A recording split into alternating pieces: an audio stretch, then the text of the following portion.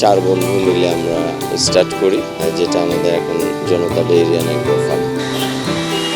Corona মহামারীতে চাকরি হারিয়ে যখন দিশেহারা, তখনই মাথায় আসে ডেইরি খামার করার ভাবনা। চার বন্ধু মিলে 12 লাখ টাকার পুঁজিতে মাত্র 5টি গরু নিয়ে শুরু করেন যাত্রা। আর আজ সেই খামারই পরিণত হয়েছে 1.5 কোটি টাকার বিশাল ব্যবসায়। জব করতাম, প্রাইভেট জব করতাম।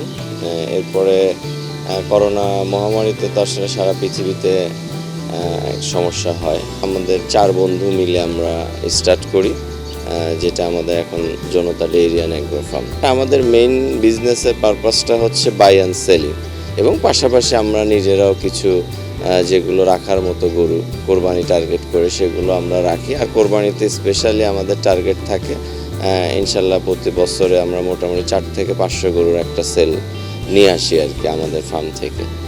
তো ইনশাল্লাহ এখন বর্তমানে আমাদের 4টা শেড, এখন প্রেজেন্ট তাও 100+ গাভী এবং ষাঁড় আছে বর্তমানে।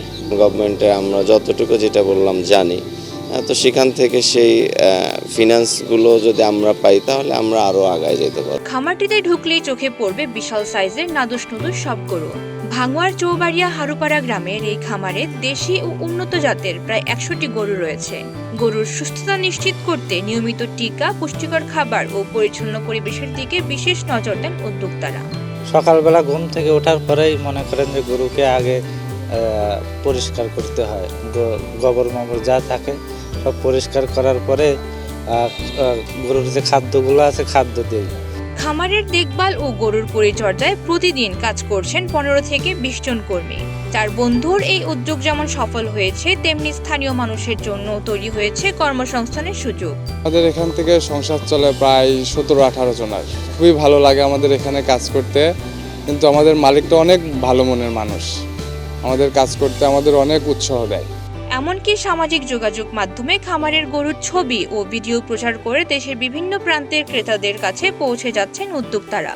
এতে বিক্রি যেমন বেড়েছে, তেমনি কমেছে বাজারজাতকরণের ঝামেলাও। ফলে লোকসান গুনতে হয় না তরুণ এই উদ্যোক্তাদের।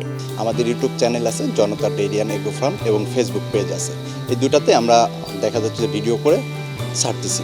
অনলাইনের মাধ্যমে দিলে দেখা যাচ্ছে যে বাইরের যে ক্রেতা যারা আছে তারা অনলাইনে দেখতেছে, দেখার পরে আমাদের সাথে যোগাযোগ করতেছে, যোগাযোগ করে আমাদের কাছ থেকে দেখা যাচ্ছে যে গরুগুলা ক্রয় করতেছে। তরুণদের এমন উদ্যোগকে সাধুবাদ জানাচ্ছে স্থানীয় প্রাণী সম্পদ বিভাগও। তাদেরকে সঠিক পরামর্শ দিতে সবসময় প্রস্তুত বলেও জানান এই কর্মকর্তা। আমাদের ভাঙ্গুড়া যেটা উপজেলা, এখানে আমাদের প্রচুর খামারি রয়েছেন এবং এখানে প্রচুর পরিমাণে দুগ্ধ উৎপাদন হচ্ছে।